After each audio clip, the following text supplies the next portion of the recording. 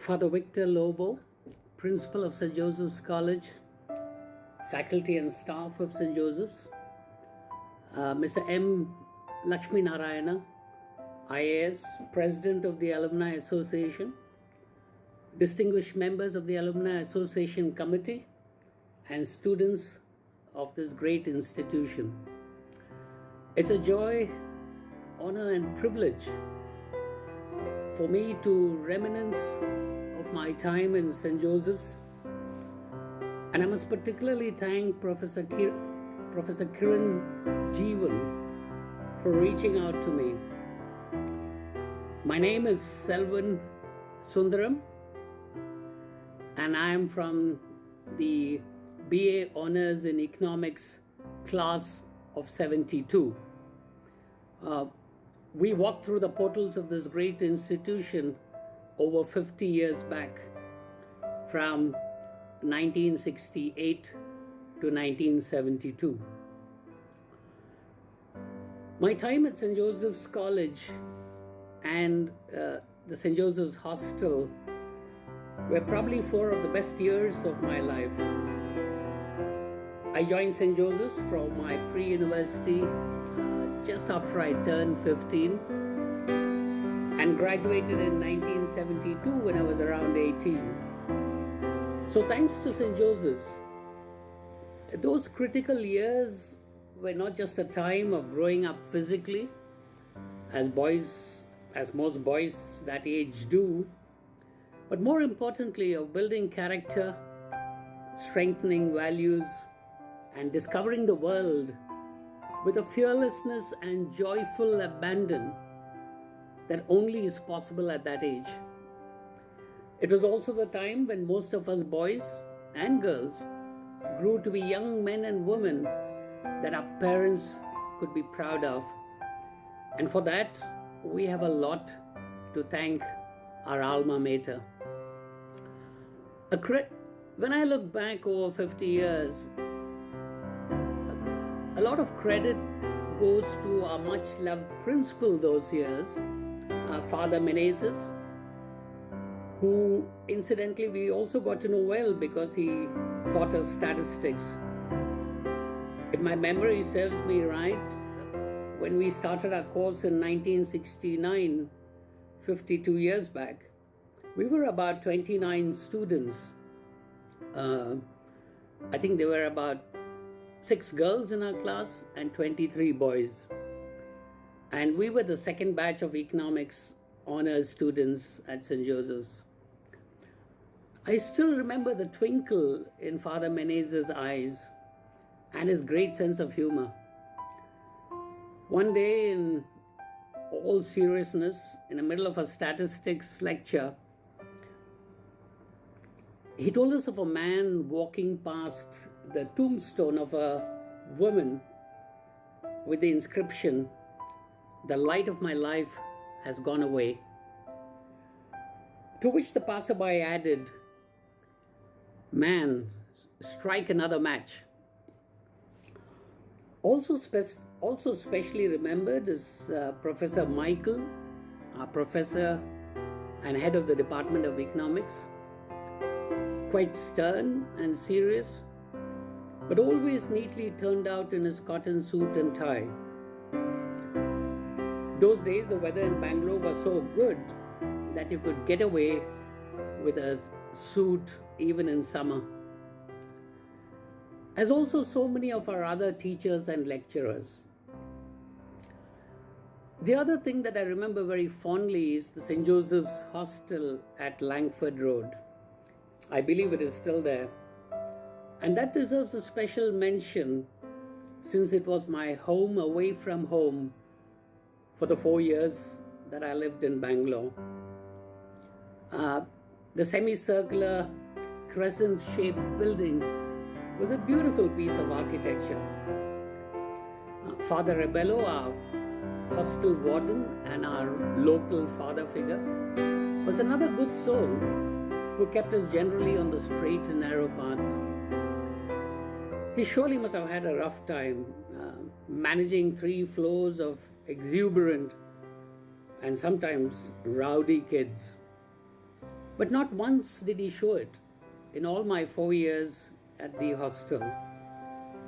I also distinctly remember a hostel cook, a gentleman from Kerala, whose chapatis I still remember for all the wrong reasons. And the two resident Alsatian dogs named Raja and Rani,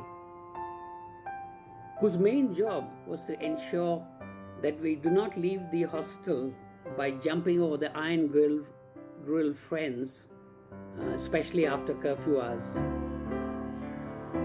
One of the most eagerly awaited events in the hostel was the annual Hostel Day, celebrated every year around February.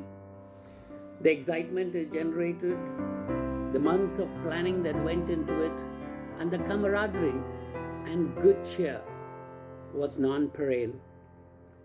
It was also incidentally the only day in the year when we could invite girls into the hostel. There was also so much of grace, patience, and compassion all around, especially the Jesuit fathers and brothers who treated us with so much of respect and as adults. And that for me was surreal, refreshing, and surprising. Remember, I was only 15 when I joined St. Joseph's, and just out of the St. Joseph's Indian High School boarding school, which was those days opposite the St. Patrick's Church. But St. Joseph's those days, and for me especially, was not just about academics, studies, or marks. For most of us poor and middle class kids, it was the equivalent of the playing fields of Eton. Remember, it was Arthur Wesley, the Duke of Wellington, and the leader of the forces that defeated Napoleon at Waterloo in 1818, who famously said that the Battle of Waterloo was won on the playing fields of Eton. So, ladies and gentlemen, here are a few examples from my Eton days at St. Joseph's. My first love as a teenager was the army, and St. Joseph's provided me a wonderful opportunity to pursue my passion all the 4 years I was there. And that was through the National Cadet Corps, the NCC, where I immediately on joining college joined the first Mysore Armored Squadron NCC, which was attached to our college. There were some truly memorable moments in the National Cadet Corps. The first was in my second year at St. Joseph's in 1969, when I was selected to attend the Army Attachment Course with the 67 Armored Regiment at the Armored Corps Center at Ahmednagar in Maharashtra. My second was, if I remember correctly, was being selected for the Advanced Leadership Camp, which was held in Usmarg in Kashmir in April 1971. That was my first experience after my Boy Scout days in school, living in a tent and bathing in a stream flowing nearby in the freezing temperatures of the Himalayan waters.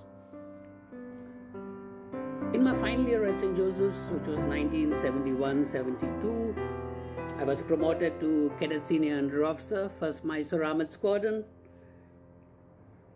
And there, in that year, I witnessed my third biggest joy and pride around June-July 1971, when I was selected to lead the NCC marching contingent at the January 1972 Republic Day Parade in Delhi. We trained extremely hard for the parade every Saturday for many, many months under the watchful eyes of Colonel M.A. Khan, who was the commandant of our unit, and Mr. Albert Selvanayagam, a professor at St. Joseph's and also responsible for NCC in our college. Unfortunately, that very year, in December 1971, the Indo-Pak War broke out. From what I remember, while our then Prime Minister, Mrs. Indira Gandhi, wanted to celebrate the Indian victory with a lot of pomp and show at the Republic Day parade the following February, the hero of that great victory, General Sam Manekshaw, later Field Marshal Manekshaw, wanted to honor the fallen soldiers on both sides, India and Pakistan, by not celebrating the occasion at all.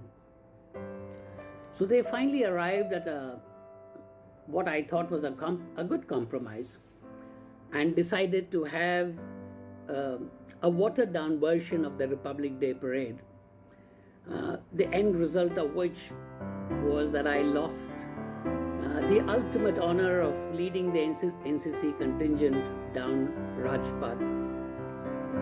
I, however, fully understood Field Marshal Manekshaw's reasoning for not celebrating that great victory, especially given my own father's first-hand experience serving in the Indian Army in the front lines of two wars, the Chinese aggression and the Pakistan War of 71. And I learned at that young age that there were no winners in any war, only losers. My second love, so that was about my first love, the NCC, the National Cadet Corps. My second love at St. Joseph's was the sports field, which those days was adjacent to the St. Joseph's Hostel on Langford Road. Father Sequeira, the sports director, was another of the Jesuit priests molding the lives of us teenagers on the sports field.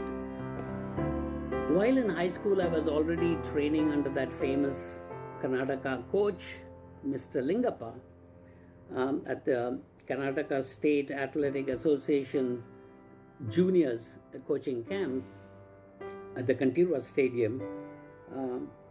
And I was training at that time along with my classmate from school, David Premnath, who later went on to win the national 100 meters title a few years later. And so when I joined college, I was still a junior in terms of the age group athletics. And I continued my coaching under Lingappa. But having a sports field next door to my hostel was a real luxury. And that is the place I would head to every evening after class, especially when I was not training at the Kantirwa Stadium. My third love at St. Joseph's was debating. I was introduced to debating by one of my teachers in school. But it was in St. Joseph's College that I finally honed my debating skills. I represented St. Joseph's in numerous intercollegiate debating competitions. And I remember very clearly our biggest competitors those days were the debaters from Central College. And they were, at that time, Central College was the Bengaluru University team. And they were mostly postgraduate students and far more mature and experienced debaters than us undergrads. And yet we won numerous prizes for our college in those intercollegiate debates. But one of the funny things I remember about those debates was that every time I participated in a debate, there were a whole bunch of hostelers from this hostel who would accompany me to the debate as cheerleaders. And then on my return from winning a competition, my cup would disappear. And I would later on find it in somebody else's room being used as an ashtray. And even though we had a very strict non-smoking policy in the hostel those days.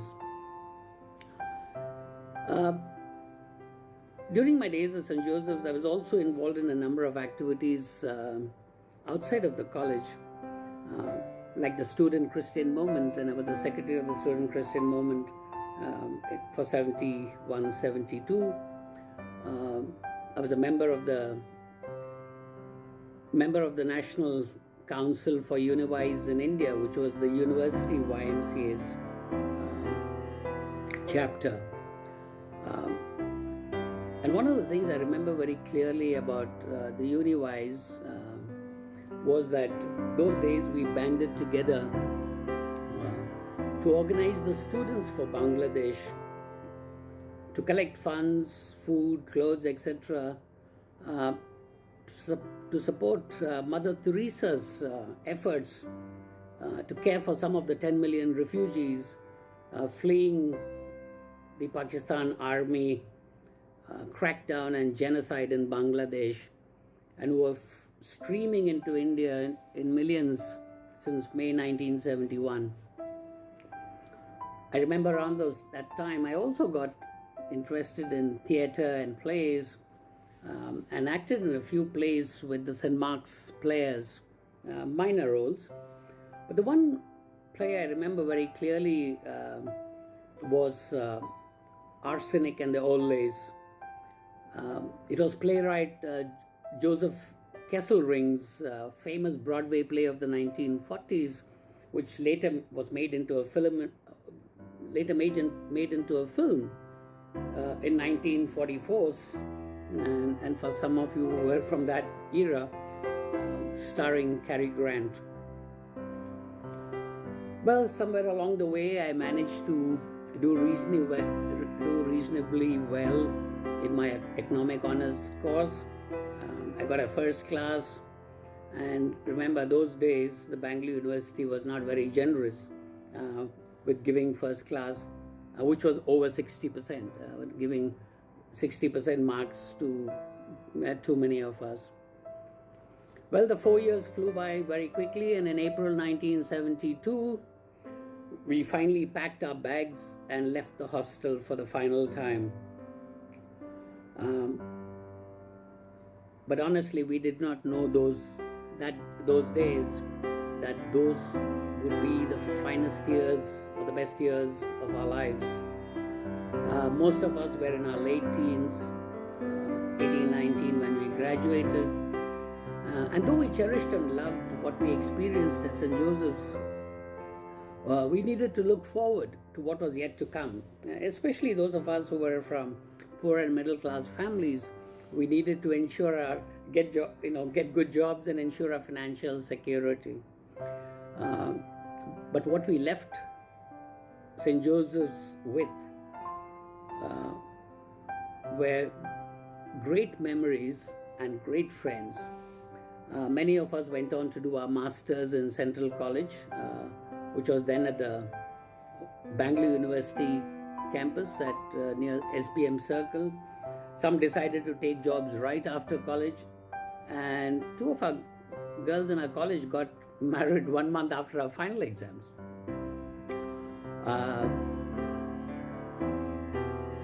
Well, we all went our merry ways, and those days with only postcards and landlines, we lost touch with each other, especially those of us who left Bangalore. It was the 1970s, remember?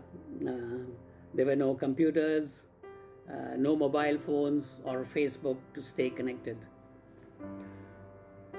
Well, sometime later that year, after we graduated, sometime in the later part of 1972, many months after we graduated, our principal, Father Menezes, contacted me through his office and invited me to attend the St. Joseph's annual day function. Now, we have that every year. And I was delighted and honored for being so specially invited. Though I really miss seeing any of my classmates from the class of 72 at the function. So imagine my surprise when during the annual awards function, I was declared the winner of the A.N. Sridharan Prize for the best all-round student in St. Joseph's College for the year 1971-72. It was an honor to receive the prize from General P.P. Kumar Mangalam, who was the Chief of Army Staff from 1967 to 69. And to me, that was the icing on the cake of everything that I had learned and experienced in my 4 years in St. Joseph's. But honestly, none of that would have been possible if not A, for the opportunities that St. Joseph's College gave us, and B, especially the Jesuit fathers and brothers. Well, some of us from the class of 72, to wind up this whole story, some of us from the class of 72 connected many decades later, and sometimes through a sheer force of circumstance. So imagine our joy and delight that sometime around 2017, when thanks to social media, LinkedIn, Facebook, WhatsApp, etc., and the efforts of some of our classmates, we managed to reconnect with 17 of that batch of 29 students. But of the 29, 4 dropped out in the middle, so we were only 25. And after 50 years, to connect with 70% of your batchmates, that's a real miracle. And so we set up a WhatsApp group, and we're very active on WhatsApp group, and we exchange over 100 messages a day. You heard that right, 100. Well, everyone in the class of 72 has done exceedingly well professionally. Some went on to become secretaries, the highest ranking civil service position in the central government. Some went on to the Karnataka Civil Services and retired as directors of the various functions. Some joined the banks and retired at very senior management positions. One lady from our class devoted her whole life leading and volunteering a charity, a reputed charity in Chennai. And yet others rose to very senior levels in corporate India as managing director, general manager of some of the largest MNCs and corporate India, or Indian companies. And 4 from our group, and maybe a few more, settled abroad, US, Canada, and New Zealand. So,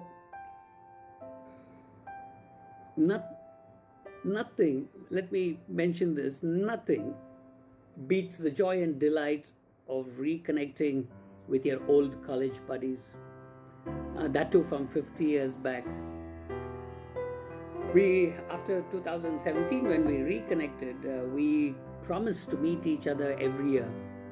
And so every December, we meet. And the last 2 times we met, it was 2018 December and 2019 December. And unfortunately, last 2 years, because of this pandemic, we haven't been able to meet. But that's one thing we promise each other we will do. And so during the times of the pandemic, we did the next best thing. We connect over Zoom every quarter. And we have done that 5 times so far from June. And we do it despite the time differences. Just remember, 6 p.m. Indian Standard Time is 7 or 8 a.m. in US and Canada, and it's past midnight in New Zealand. And yet everybody makes an effort to be on the Zoom call. Well, all of us, and at least the 17 of us, we are connected. We're all alive and kicking, in good health and spirits, every one of them, reasonably secure financially, and enjoying our retired lives to the hilt. We're all still active. What we have retired from is the 9 to 5 job. We've had Each one of us had vastly different life experiences, traveled different parts, lived and worked in various parts of India, and many of us in various parts of the globe, different countries in the globe, have different religious and political convictions, and yet the love, respect, and camaraderie in our group are there for all to see. And all this only, and I repeat, only because we belong to the same alma mater. So on behalf of the class of 72 Economic Honors Batch, and on my own personal behalf, I wish Father Victor Lobo and the Alumni Association the very best for these centennial celebrations. May God grant all of us the wisdom and the discernment to take our beloved alma mater to even greater heights the next 100 years. Enjoy the celebrations, and God bless.